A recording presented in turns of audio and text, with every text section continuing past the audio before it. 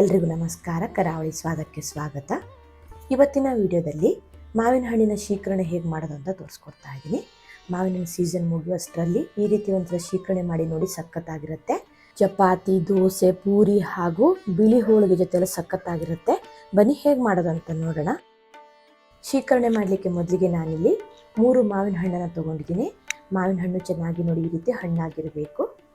ನಂತರ ಇದನ್ನು ನೋಡಿ ಈ ರೀತಿ ಕೈಯಿಂದ ಸ್ವಲ್ಪ ಪ್ರೆಸ್ ಮಾಡ್ಕೊಳ್ತಾ ಇದ್ದೀನಿ, ರಸ ಎಲ್ಲ ಚೆನ್ನಾಗಿ ಬಿಟ್ಕೊಳ್ಳಿ ಅಂತ.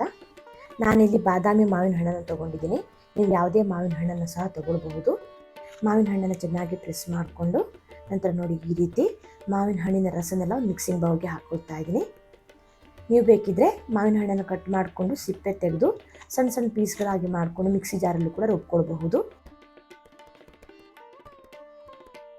3 ಮಾವಿನ ಹಣ್ಣನ್ನು ಸಹ ನೋಡಿ ಈ ರೀತಿ ಕೈಯಿಂದ ಚೆನ್ನಾಗಿ ಹಿಸುಕಿ ನಂತರ ಇದನ್ನು ಒಂದು ಮಿಕ್ಸಿಂಗ್ ಬೌಲ್ಗೆ ಹಾಕ್ಕೊಂಡಿದ್ದೀನಿ. ಒಂದೊಂದಾಗಿ ನೋಡಿ ಈ ರೀತಿ ಬಿಡಿಸ್ಕೊಂಡು ರಸನೆಲ್ಲ ಮಿಕ್ಸಿಂಗ್ ಬೌಲ್ಗೆ ಚೆನ್ನಾಗಿ ಹಿಂಡ್ಕೊಳ್ಳಿ. ಮಿಕ್ಸಿಲೂ ಸಹ ಮಾಡ್ಕೊಳ್ಬಹುದು. ಮಿಕ್ಸಿ ಜಾರಲ್ಲಿ ಮಾಡೋದ್ರ ಬದಲು ಈ ರೀತಿ ಕೈಯಲ್ಲಿ ಮಾಡೋದ್ರಿಂದ ರುಚಿ ಜಾಸ್ತಿ, ತುಂಬಾ ಚೆನ್ನಾಗಾಗುತ್ತೆ. ಮಾವಿನ ಹಣ್ಣಿನ ರಸದ ಜೊತೆಗೆ ಗೊರಟನ್ನು ಕೂಡ ಹಾಕ್ಕೊಂಡಿದ್ದೀನಿ. ನಂತರ ಇದನ್ನು ಚೆನ್ನಾಗಿ ಕೈಯಿಂದ ಮ್ಯಾಶ್ ಮಾಡ್ಕೊಳ್ಬೇಕು. ನಾರಾಗಿರೋ ಮಾವಿನ ಹಣ್ಣನ್ನು ತೊಗೊಳ್ಳಿಕ್ಕೆ ಹೋಗಬೇಡಿ. ಆದಷ್ಟು ನೋಡಿ ಈ ರೀತಿ ರಸ ಚೆನ್ನಾಗಿರೋ ಮಾವಿನ ಹಣ್ಣನ್ನು ತೊಗೊಳ್ಳಿ, ಚೆನ್ನಾಗಾಗುತ್ತೆ. ಗೊರಟಲ್ಲಿರೋ ರಸನೆಲ್ಲ ನೋಡಿ ಈ ರೀತಿ ಕೈಯಿಂದ ಚೆನ್ನಾಗಿ ಹಿಂಡ್ಕೊಳ್ಳಿ.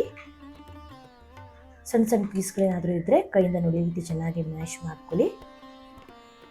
ಮಿಕ್ಸಿಲಿ ರುಬ್ಬೋದಾದರೆ ಈಸಿ ಆಗುತ್ತೆ, ಆದರೆ ಈ ರೀತಿ ಮಾಡೋದ್ರಿಂದ ರುಚಿ ಜಾಸ್ತಿ. ನೋಡಿ ಈ ರೀತಿ ಚೆನ್ನಾಗಿ ಮ್ಯಾಶ್ ಮಾಡ್ಕೊಳ್ಳಿ. ಈ ರೀತಿ ರೆಡಿ ಮಾಡಿಕೊಂಡು ನಂತರ ಗೊರಟು ಮತ್ತು ಸಿಪ್ಪೆನೆಲ್ಲ ತೆಗೆದಿಟ್ಟಿದ್ವಲ್ಲ ಅದಕ್ಕೆ ಸ್ವಲ್ಪ ನೀರು ಹಾಕ್ಕೊಂಡು ರಸನ್ನೆಲ್ಲ ಹಿಂಡ್ಕೊಳ್ತಾ ಇದ್ದೀನಿ. ಒಂದು 2 ರಿಂದ 3 ಸಲ ಸ್ವಲ್ಪ ನೀರು ಹಾಕಿ ನೋಡಿ ಈ ರೀತಿ ಚೆನ್ನಾಗಿ ಕೈಯಿಂದ ಹಿಸುಕಿ ಗೊರಟು ಮತ್ತು ಸಿಪ್ಪೆಲಿರೋ ರಸನೆಲ್ಲ ತೆಕ್ಕೊಳ್ಬೇಕು. ಶೀಕರಣೆ ಮಾಡಲಿಕ್ಕೆ ತುಂಬ ಟೈಮ್ ಏನು ತೊಗೊಳ್ಳಲ್ಲ. ಒಂದು 10 ರಿಂದ 15 ನಿಮಿಷಕ್ಕೆಲ್ಲ ರೆಡಿ ಆಗಿಬಿಡುತ್ತೆ. ಚಪಾತಿ, ಪೂರಿ ಹಾಗೆ ಬಿಳಿ ಹೋಳಿಗೆ ಜೊತೆ ಎಲ್ಲ ಸಖತ್ತಾಗಿರುತ್ತೆ. ಒಂದು 3 ರಿಂದ 4 ಮಾವಿನ ಹಣ್ಣಿದ್ರೆ ಈಸಿಯಾಗಿ ಮಾಡ್ಕೊಳ್ಬಹುದು. ಒಂದು 2 ರಿಂದ 3 ಸಲ ಸ್ವಲ್ಪ ನೀರು ಹಾಕಿ ನೋಡಿ ಈ ರೀತಿ ರಸನೆಲ್ಲ ಹಿಂಡ್ಕೊಂಡಿದ್ದೀನಿ. ನೋಡಿ ಈ ರೀತಿ ಚೆನ್ನಾಗಿ ಮ್ಯಾಶ್ ಮಾಡಿಕೊಂಡು ರೆಡಿ ಮಾಡ್ಕೊಳ್ಬೇಕು. ನಂತರ ಕಾಯಿ ರುಬ್ಕೊಳ್ಳಿಕ್ಕೆ ಒಂದು ಸಣ್ಣ ಮಿಕ್ಸಿ ಜಾರ್ ತೊಗೊಂಡು ಒಂದು ಅರ್ಧ ಕಪ್ ಆಗುವಷ್ಟು ಹಸಿ ಕಾಯಿ ತುರಿನ ಹಾಕೊಳ್ತಾ ಇದ್ದೀನಿ. ನಂತರ ಅದೇ ಕಪ್ ಅಳತೆಯಲ್ಲಿ ಒಂದು ಅರ್ಧ ಕಪ್ ಆಗುವಷ್ಟು ಬೆಲ್ಲ ಹಾಕೊಳ್ತಾ ಇದ್ದೀನಿ.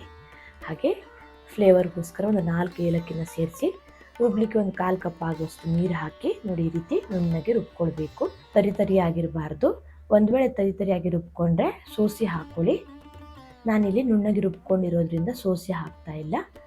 ಹಾಗೆ ನಾನಿಲ್ಲಿ ಒಂದು ಅರ್ಧ ಕಪ್ ಆಗುವಷ್ಟು ಹಾಲು ಸೇರಿಸ್ಕೊಳ್ತಾ ಇದ್ದೀನಿ.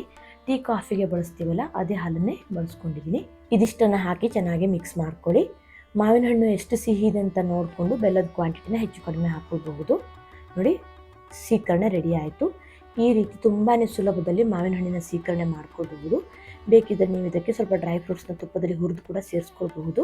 ಸೀಸನ್ ಮುಗಿಯುವಷ್ಟರಲ್ಲಿ ಈ ರೀತಿ ಒಂದ್ಸಲ ಮಾವಿನ ಹಣ್ಣಿನ ಶೀಕರಣೆ ಟ್ರೈ ಮಾಡಿ ನೋಡಿ, ಸಖತ್ತಾಗಿರುತ್ತೆ. ವಿಡಿಯೋ ಇಷ್ಟ ಆದರೆ ಲೈಕ್, ಶೇರ್, ಕಮೆಂಟ್ ಮಾಡೋದನ್ನು ಮರಿಬೇಡಿ. ಮತ್ತೆ ಸಿಗ್ತೀನಿ ಹೊಸ ವಿಡಿಯೋ ಒಂದಿಗೆ. ಧನ್ಯವಾದಗಳು.